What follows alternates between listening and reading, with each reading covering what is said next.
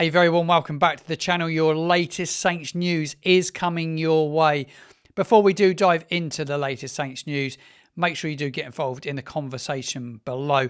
If you're not a subscriber, subscribe to the channel, head to the homepage and hit that notification bell, and any video, any live stream that I do, you will be notified and you will be in the know on all things Southampton Football Club. Right, I've got a couple of stories to bring to you today, and one big story is brewing at this moment in time, and I want to cover that. I want to cover everything that is Southampton related on this channel.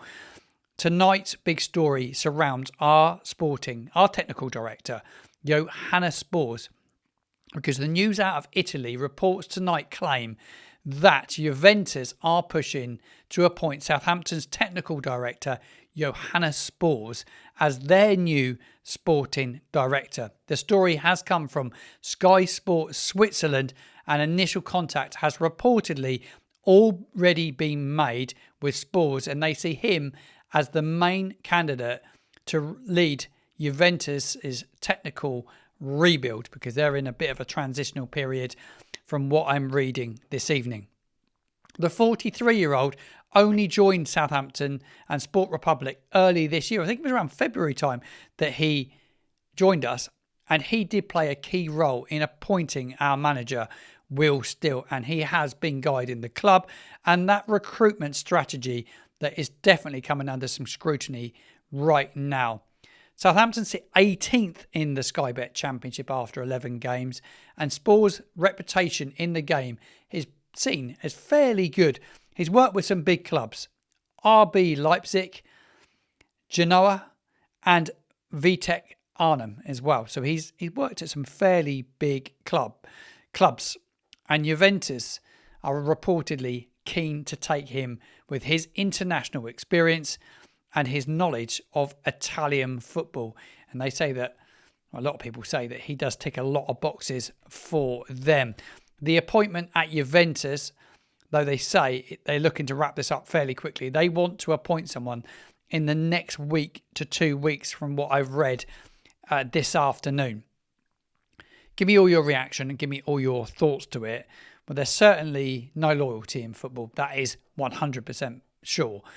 He has been in the building not a very long time, and it does make you think, well, I guess a club like Juventus comes calling. It's a big thing, isn't it? Has he done a great job at Southampton? I think that really remains to be seen. He's only just got into situ, isn't he? He's not been around for long. He's probably only still getting to know the club. He come in quite early before the season ended, and obviously oversaw the end of that Premier League campaign, and they had all the time to prep for the Championship. His first 2 signings were players out of the German Bundesliga too. I questioned them straight away. I think we all questioned them straight away. But he did okay in terms of players going out. He got good money for Silamana. Obviously had to get Bednarek out. Got a lot of players out. They got money in, and a lot of people praised him for what he got for Kamaldeen Silamana.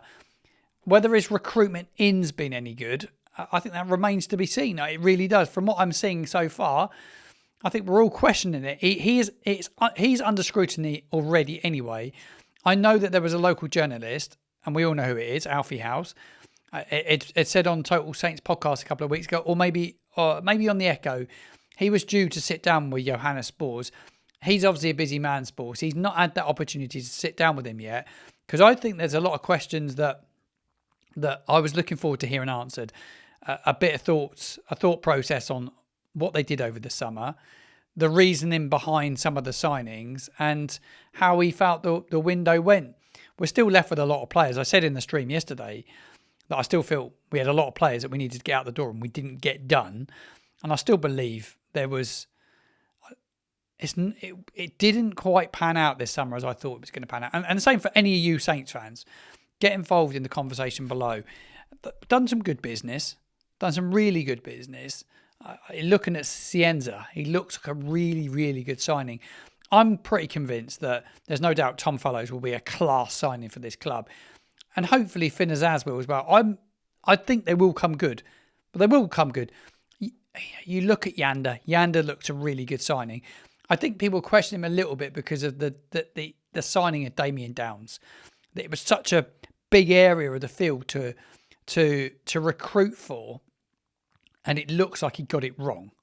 They got it wrong, and it was he was the man that headed it up. So fingers are being pointed because we're not scoring goals and we don't have that striker that we all desired and needed because it was so important. We have to be honest about it. From what we've seen so far, we can't keep going over it, but it doesn't look like the signing they made as a striker is going to be any good at this moment in time. Might be in the future, but I don't care about the future. You don't care about the future. We care about the here and the now. This story will rumble on, I think, in the next couple of days. But if he is going to end up at Juventus, I think it get wrapped up pretty quickly. But there's no loyalty in football. That is what I am saying. Money speaks, doesn't it? Money speaks. We've been down this road with people that have worked in recruitment at the club before. Bigger clubs come along with a load of cash and they're gone before you know it. Saints were linked with someone from West Ham, weren't they, earlier on in the week? I didn't look loads into it, and I didn't really think about it at the time, but maybe this is why. Maybe this has been coming for a little while. I don't have any inside knowledge, so I can't really say any more on it. I don't know anything other than what I've read in the press from the stories that have come out of Italy. The Echo ran a story on it today. There are some stories, like I said, on Sky Sports, Switzerland. Elsewhere in Saints news, I'm still to get over Tuesday night's debacle. It's ruined my week. I tell you, it's absolutely wrecked my week. And no matter what happens, when our team doesn't do well, it affects my week. I felt flu-like yesterday. I went to bed like 3 hours earlier than I normally would have done last night because I just felt so rubbish. Football affects me like it affects you guys as well. And it was a tough one to take Tuesday night. It was a tough one to take, but we have to bounce back and we have to be positive going into Saturday. We have to think that we should have more than enough to beat second bottom Blackburn Rovers. They are in a really turbulent moment of time. A lot of pressure on their manager. You're going to find out the inside scoop on all things Blackburn in tomorrow's show here on the Football Martin channel. There is a video drop with Ollie Collins, who is a very, very knowledgeable man. He knows Blackburn Rovers inside out. I've sat down with him tonight and recorded a really decent segment to put out tomorrow, and I can't wait to share it all with you because it will give you an insight into what a mess it is at Blackburn Rovers, and he is fearing the worst for Blackburn this season. So a game for me that I feel that we have to go and win, and we should go and win with the calibre of player we've got. Talking about players, Shay Charles, he was speaking to the Southern Daily Echo after the game on Tuesday night, and he did tell the Echo that the players have to stand up and take some responsibility. He came out in strong defence of Will Steele, rejecting suggestions that the boss is to blame for the team's slow start to this Sky Bet Championship campaign. And he went on to say about Will Steele that the manager has been so good. He's coached us to wins, but we've not put it onto the pitch. We haven't taken our chances or kept the ball out of our net, and that's on us, the players. These are good comments from a young man who I think he speaks, Shay Charles, really, really well, because the players and the manager were booed by the travelling fans after that defeat against Bristol City on Tuesday night. It's just 2 wins in 11 championship games, and the fan base is definitely a little bit restless at this moment in time. He went on to say, Shay Charles, that the players remain fully behind the manager, Will Steele, and they believe that they can turn things around. He said it's a crazy league. He knows the league because he was at Sheffield Wednesday last year. Everybody beats everyone in the Championship. We just need to go to Blackburn and win and hopefully build a run of form. So big comments from a young man, and I totally agree with him. We do need to go to Blackburn, get that win and build a run. We just need to build a run between now and the international break, and we've got the players to do it. There is no doubt about that. We've got a really good travelling fan base going up to Ewood Park at the weekend as well. It's a long drive, a long journey. I'm looking to make that journey. I'm going to go and I'm going to report on it for the channel because I want to be there. I want to be in amongst the fan base to get that feeling because sometimes I find it hard when I'm not there. I wasn't there Tuesday night.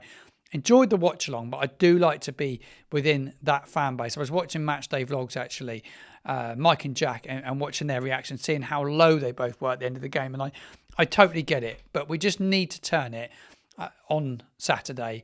We haven't won, actually, at Blackburn Rovers, by the way. I looked at the stats today. Since, get this, 1998. Can you name me the 2 players that scored in that game? Don't go looking it up. Little challenge for you. Get it in the comments box below.